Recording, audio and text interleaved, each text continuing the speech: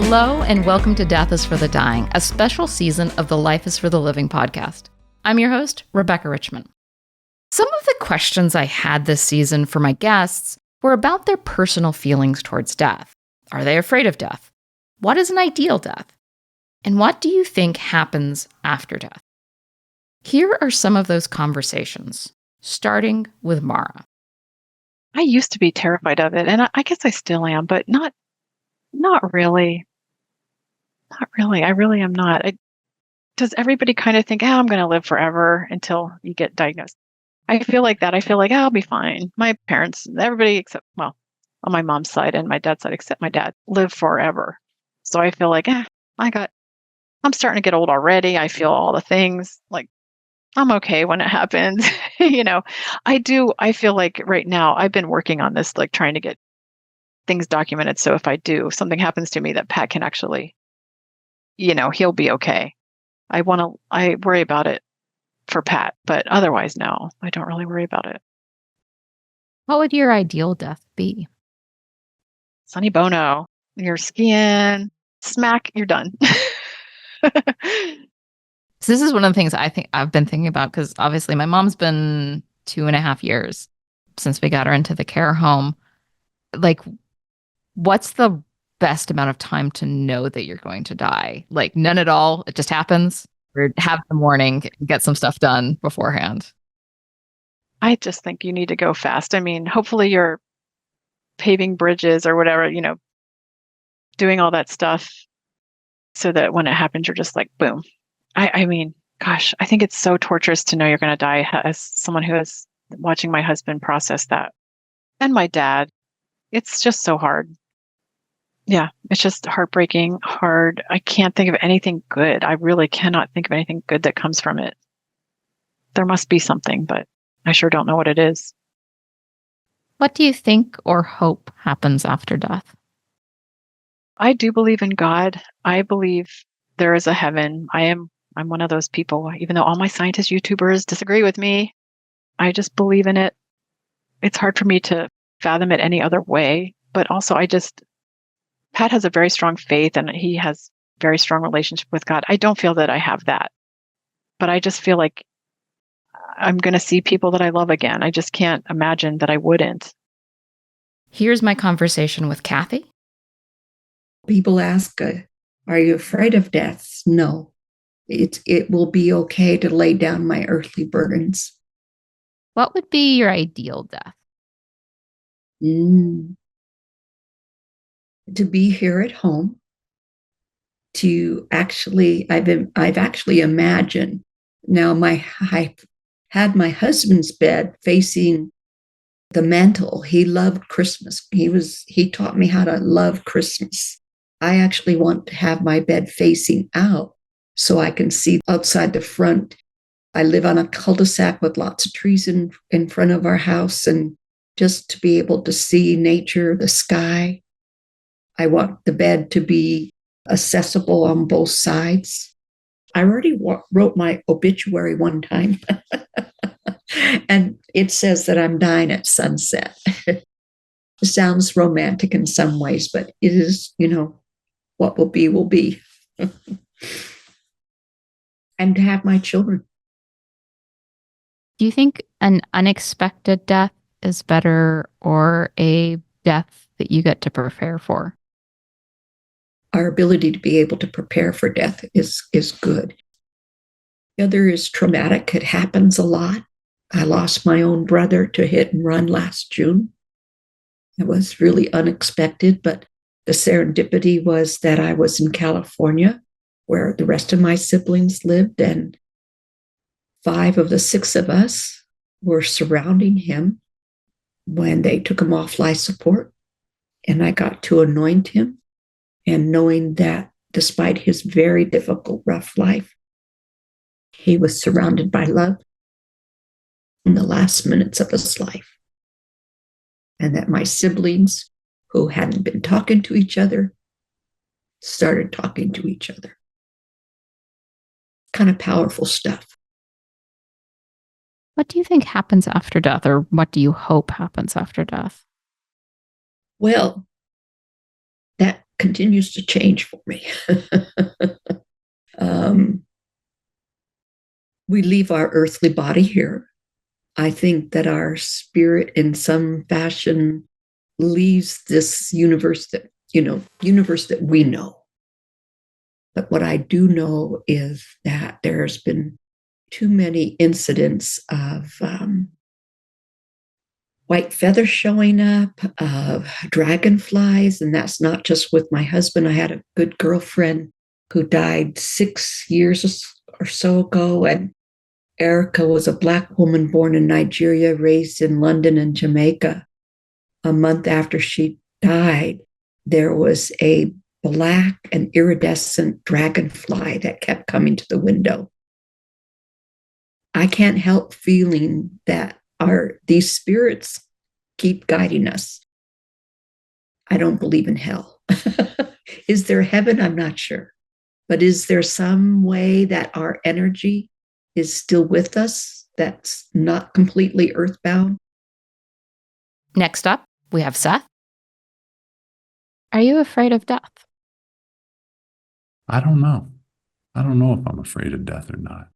I don't think that it shows up in the form of anxiety or an unmet expectation around needing to know timing, or I don't know that it's fear in the traditional sense. I would fear a scary movie or fear an injury. It's more of an understanding that there will be a time at which hopefully my son goes on and I do not. I guess there's more of just a somberness around it than a fear. In my line of work, the reality of death is absolutely unescapable. And I get to meet with a family this afternoon and return water cremated remains to them for an octogenarian who had a big, beautiful life and over a dozen grandchildren. And I started my day meeting with a family who had lost a child suddenly and unexpectedly. And so the reality of death is never far from my view. And so my fear for it, I think I would call it more of a respect than a fear. What would be your ideal death? Well, maybe like a hang gliding accident when I'm 108. That might be a good one. In reality, it would be surrounded by my family. I know some people don't know when death is going to come. Like in the case of my mother, she had a heart attack at 68 and died instantly. In the case of a sweet Uncle Charles that I had, he had a diagnosis and then knew that he had about 6 months to live. And he contacted every friend and family member and told them how much he loved them and had closure in a lot of ways. Between sudden and expected, I think I would choose the long duration where I maybe have some sort of a heads up that this is coming. I already know it's coming, but if I had some heads up on the timing, then I think I'd capitalize on that. But I hope that just the knowing that it's coming and the unknowing of the timing inspires me to do the things that I want to do each day and to not leave things unsaid. So I guess ideal would either be a hang gliding accident after my 100-year birthday, or surrounded by family and loved ones in a peaceful environment with some warm candles and some light music. What do you think happens after death, or what do you hope happens after death? I think we all originate from some common energy, and I don't know what that is, and I don't know where it is, and I certainly don't know how big that is. And I think we return to that energy, and I think that new life, like there will be births that happen, hopefully years after my death, even centuries after my death. And I hope that the energy that I came from and the energy that I will return to will somehow contribute to manifestations of that energy in the future. And I don't really claim to have any sort of expertise or direct connection to knowing that. It's just what my feelings are. And now let's listen to what Jennifer had to say. Am I afraid of death? Yes and no. I guess just because I don't know if it's fear. It's definitely just like I don't know about it because I don't know for real where we're going after this. But my guess is one, there's gonna be a buffet in heaven and we can have whatever we want on it. So that's that makes it less fearful. I'm like, okay, I can eat a lot of good food, have no consequences. That's one funny thing I do to think about it. But seriously, no, I think whatever you worship and believe, I think for me it's gonna be peaceful. I think there's definitely more loved ones on the other side that you have the opportunity to connect with, and then the people that will steward and protect and guide. That makes I believe that all of that is true. So that makes me motivated and or not motivated, but kind of come to peace with it, I guess. And it's a very natural process. But yeah, I guess we just don't know where we're really going afterwards. I have this quote that I like to say, like, the unknown is where all possibilities are. So I do believe like there's gotta be eternal peace and eternal rest. We're working too hard here. Unless you don't know how to rest and vacation, I could see death being terrifying. What would be your ideal death? Ah, I like I said, I'm so clumsy. I've had so many accidents. Something not tragic. Maybe just old age and yeah, I don't know. I don't know what's a peaceful way to go. Maybe in your sleep. That's not so like traumatic for anybody. Maybe like expected. Just like everybody's been able to prepare for it. Nothing violent or traumatic. Or yeah. And lastly, Brooks. Am I afraid of death? No, I'm not afraid of death. We talked about death. Ideal death: lie down, close my eyes, and breathe until the breathing stops, or in the snow. If we get to make it to the snowbank, we haven't had enough snow around here recently for that to work. So. Do you want to just like have it come suddenly? Do you want some time to like process it? I don't think it matters. That's the thing. I don't think it matters. I mean, I've seen like kaboom, you're dead, and I've seen 6 weeks later, you're still not dead. And again, either way, I think that it doesn't make any difference to the end point, right? Right. Because if I drive a car, right? Sometimes I go into a big town with lots of traffic and I pay attention. I don't necessarily want to get broadsided.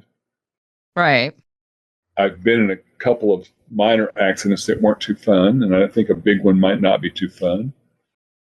So I don't know. I think my experience with living in the moment is that will just be another moment, whatever it looks like. And I'm going to get there, and then will I realize him in that moment? Probably. And then what can I do? Hopefully I can lie down and just breathe, Don't want to fall on anybody. I don't want to be driving a car when it happens necessarily, What do you think happens after death? For a long time, pretty much after I left Christianity, I stopped at that point and started thinking, so what do I actually believe? And what I believe is when it's over, it's over. I'm going back into the earth and I'm going to be dissolved. The only afterlife will be a kind of a chemical one.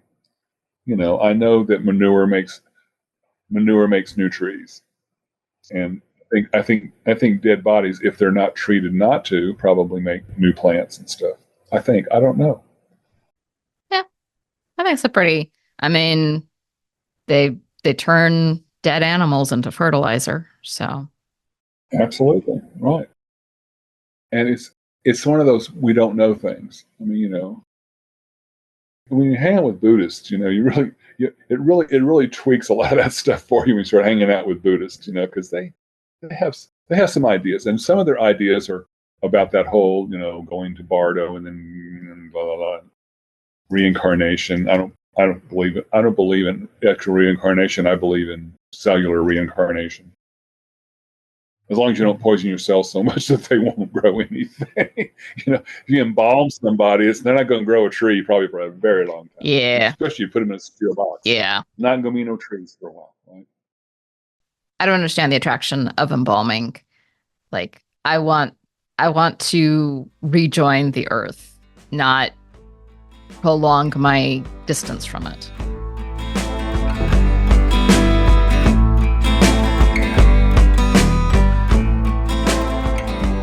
And that is it for this short episode of Death is for the Dying. What would your answers be to these questions? Let us know on Twitter and Instagram at Life is for the L or lifeisforthelivingpodcast@gmail.com. You can also listen to the podcast and watch the epitaphs on our YouTube channel. Join us next week for our final episode, Stories in Grief and Love.